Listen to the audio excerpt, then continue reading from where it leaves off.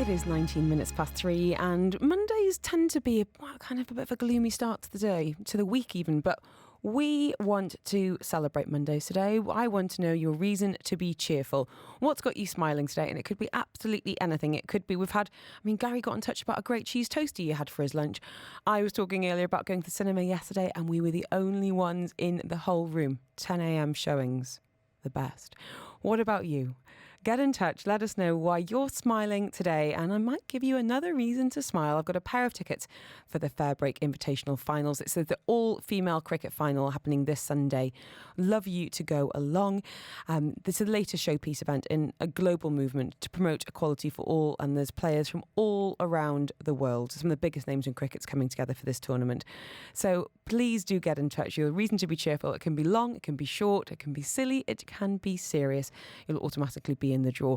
WhatsApp, use your ARN Play app, or of course 4001. Life Balance on Afternoons with Helen Farmer. We are meeting the maker this afternoon, celebrating small businesses on the show today ahead of starting up back tomorrow at 11 o'clock with Virtuzone here on Dubai Eye 103.8.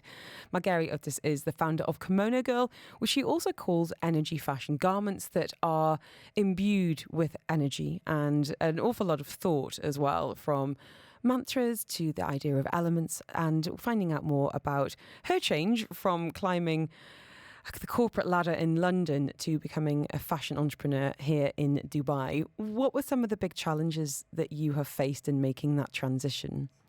Oh, so many. First, it was a massive leap of faith to even quit my job. I had a great role, safe salary. But, making the decision, you only can, go to the next step. And having the idea of creating Energy Fashion was simply because we are here to make the world a better place. Whilst we all want to do it, we have to start with ourselves. Mm-hmm. And whilst we're doing it ourselves, we don't have to change the world anymore. So did you not feel like you were making the world a better place in your previous job? No, maybe with my good attitude on meetings, a little bit here and there.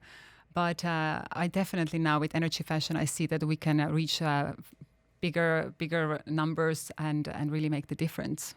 Now, with the pieces, they are really, when I say special, I mean they're obviously a huge amount of care taken from the design to where they're made. Tell us a little bit about the manufacturing process and the journey that a garment will go through from your head to the person who wears it. Yes, there is a lot of love and effort put into them, and it has taken quite a bit. We are manufacturing in India. It has the spiritual meaning to it.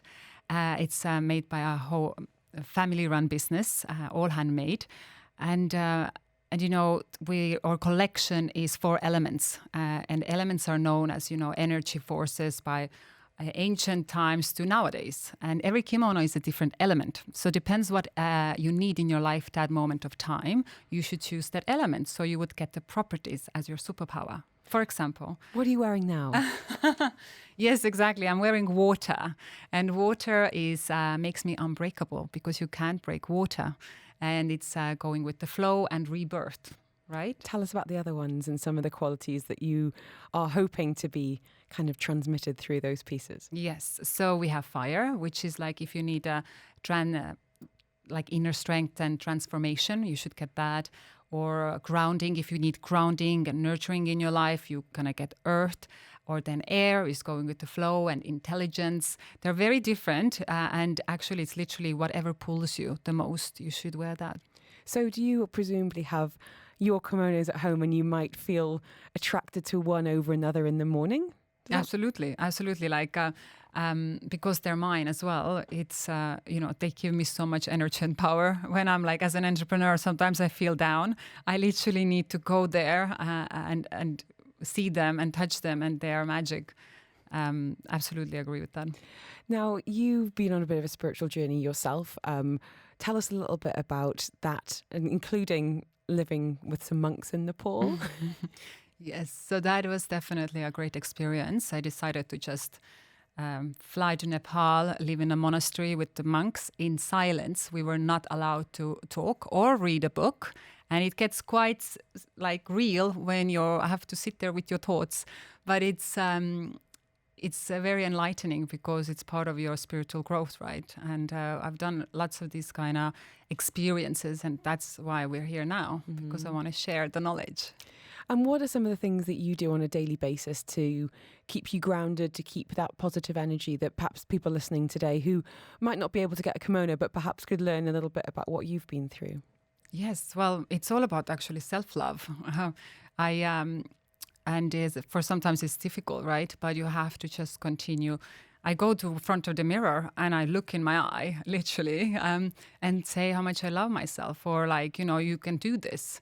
It's like, even actually in corporate, before a big meeting, I do this Wonder Woman pose. I love the one. Okay, for anyone, I do Wonder Woman pose sometimes Right. because ironically, despite being on the radio, I really don't like public speaking. The thought of you going into a boardroom and doing a pitch to people, it makes me feel nauseous. So whenever I do need to do public speaking, I'll often take myself off and just have a little moment and do hands on hips and shoulders back and chin up. And it works. Absolutely. Yeah, I agree. Absolutely. And affirmations as well, right? As simple as that. And gratitude. I'm big on gratitude. Just create a list. And even when you don't feel grateful this morning, you will after your 15th of point. So what's feedback been like? How are people responding? Well, that's the best part, because, we literally are here to give a tool for people, for a way to heal. And we've got a lot of good reviews recently. I call them love reviews, how people's life have transformed or changed for the better, from love life to career, for health. And it's quite incredible. What advice would you give anyone listening today who's on that corporate ladder at the top or the bottom, but is perhaps having some of the feelings that you had a number of years ago of, not feeling like you're living by your values, or feeling like there could be more? Because, as you say, the decision to quit that job is a huge, huge leap. And if you've got family, if you've got to think about, visas or salary, sometimes it can feel like a dream rather than something you can actually do. It's definitely like a courageous thing to do. Depends how miserable you are. But I did this little workshop with my partner, who literally said, like, where do you see yourself in 5 years, and how do you see it? And then say what you at the moment already have, right?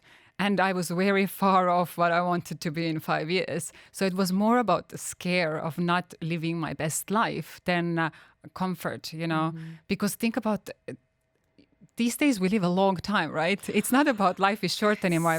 Life is long. True. Life is long, and you could be doing a job for 50 years. Exactly. And why? It's like do what you feel like. And sometimes people don't even know. One of the things I also like to say to other entrepreneurs, start with why. Because if you don't know your why, you just don't know what you do at all. Lots of people know what they do and how they do it. But if you ask why, and you cannot say money, then it's really like gets serious. But the moment you understand your purpose, it's going to be great. Now, the company's not even a year old yet, but I can see from the look in your eye, you've got more planned. What are your hopes and dreams for your brand? So, well, right at the moment we do fashion as garments. We're also thinking of it expanding for jewelry. We are very keen to collaborate with other brands. We have unique concepts, so there isn't really energy fashion out there at all. I'd never heard of energy fashion before I heard of you. So do you feel like this is something the industry needs to, set up and take note of? Yeah, I mean, like that would be helpful for someone helping to go to, share the knowledge. But, the energy fashion is not only changing the fashion industry, but we are also extending a range of tools for healing and mindfulness. So we are always very open to collaborating, partnering up with anyone, and any competition as such is healthy. So please get in touch, by the way, if you feel like it resonates. Well, a message from Sarah here saying, can you please say the Instagram again? Yes, it is Real KimonoGirl. That's on Instagram. So do go and check it out. Thank you so much for your time today. I think it's really fascinating to be hearing from someone who's been through this, corporate and spiritual journey, but also to hear about something I literally never heard of energy fashion. And I think it's great to think of, entrepreneurs doing something differently in a city that I think I know so well, until someone comes along like you and goes, actually, there is a different way of doing it. Thank you so much for your time. Thank you. Really do appreciate Helen. it. And if you do want to collaborate, by all means, get in touch. 4001. We'll be very, very happy to connect you. You can get in touch with me as well on the WhatsApp. You can use your ARN Play app as well. We are up next talking e-commerce. If you've got a product, whether it's on a website, and perhaps it's the big one, the Amazon, our neighbours here in Media City, please do get in touch, because we're talking about setting yourself apart from your competitors. The tips, the tricks, the branding. We've got an expert joining us live after your latest headlines. Your ARN News with Etihad Airways.